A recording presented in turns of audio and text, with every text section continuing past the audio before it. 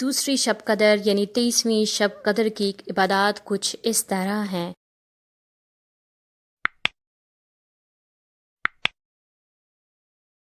4 رکعت نفل نماز 2 سلام سے پڑھیں۔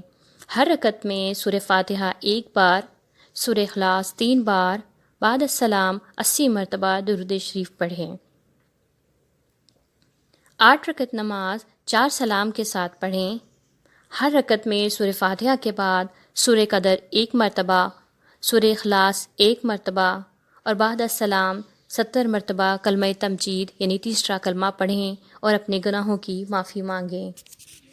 اللہ تعالیٰ اللہ پاک اس نماز اور شب قدر کی برکت سے اس کے بخشش فرما دیں گے جس نے انتہائی خشوع و خضوع کے ساتھ یہ تمام نوافل ادا فرمائے۔